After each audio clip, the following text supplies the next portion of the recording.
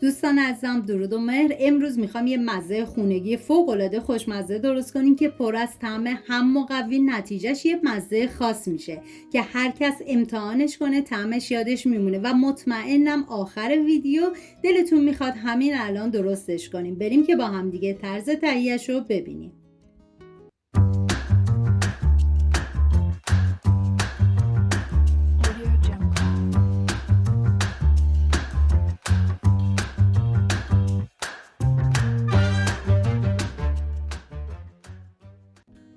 عدد بادمجون پوستش رو بگیرید و طبق ویدیو خورد کنید. بادمجونی که من استفاده کردم شیرین بود و نیاز به گرفتن تلخی نداشت، ولی اگه شما بادمجونی که استفاده میکنید نیاز به گرفتن تلخی داشت، به هر روشی که راحت هستید تلخی بادمجون رو بگیرید.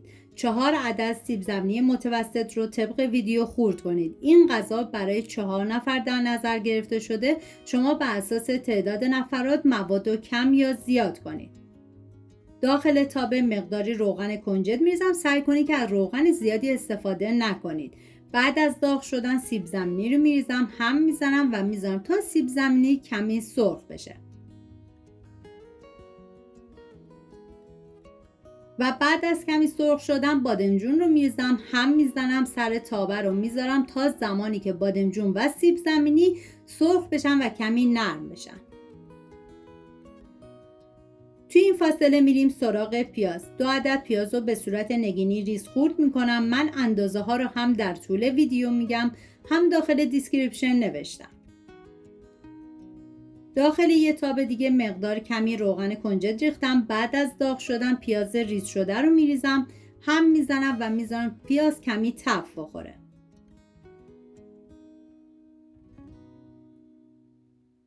250 گرم گوشت چرخ کرده رو میریزم، هم میزنم و بعد سر تابه رو میذارم به مدت 5 دقیقه تا گوشت کمی نرم بشه.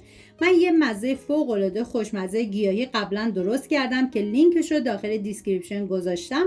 دوست داشتید ببینید درست کنید و از خوردنش لذت ببرید. بعد از اینکه گوشت کمی نرم شد، نوبت اضافه کردن ادویه‌ها هستش. زردچوبه، پودر تخم گشنیز، فلفل سیاه، مقدار کمی آویشن و نمک. هم میزنم، میذارم ادویه ها تف بخورن، عطر ادویه ها آزاد بشه. 4 عدد گوجه فرنگی پوستش رو بگیرید و طبق ویدیو خورد کنه. اگر عاشق غذاهای نونی هستین بهتون پیشنهاد میکنم که حتما این مزه خوشمزه رو درست کنیم. واقعا ارزش درست کردنش رو داره. 1 عدد فلفل دلمه‌ای نیاز داریم که شما از هر رنگی که دوست داشتین میتونین استفاده کنید و به صورت نگینی ریز کنید.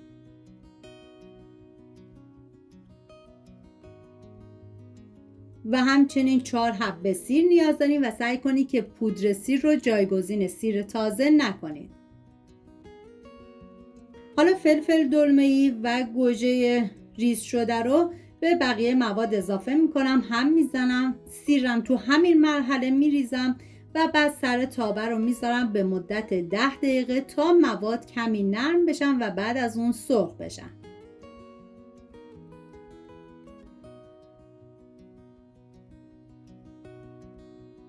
و وقتی که به این مرحله رسید ببینیم موادمون نه آب داره نه روغنی. حرارت رو خاموش میکنم، میریم سراغ سیب زمینی و بادمجون که سرخ شدن. مواد گوشتی رو بهش اضافه میکنم، هم میزنم تا همه مواد با هم دیگه مخلوط بشن. نصف لیوان آب جوش میریزم و میذارم به مدت 10 دقیقه بپزه.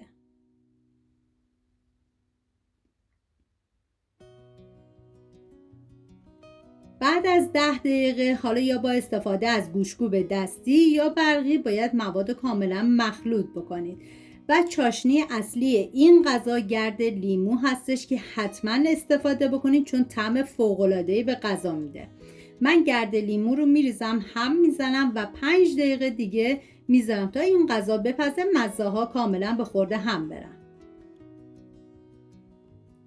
اینم از یک غذای نونی ساده ولی طعم خاص، جایی که سادگی با طعم فوق‌العاده قاطی میشه. اگر از این ویدیو خوشتون اومده لایک و سابسکرایب یادتون نره و حتما نظرتون رو برام بنویسید. اینجا قراره با هم کلی غذای خوشمزه و متفاوت درست کنیم. در آخر با مقداری نون چیپسی و پیاز چیپسی هم تزیین کردم. سپاس از همراهی همیشگیتون. تا درودی دیگر، بدرود.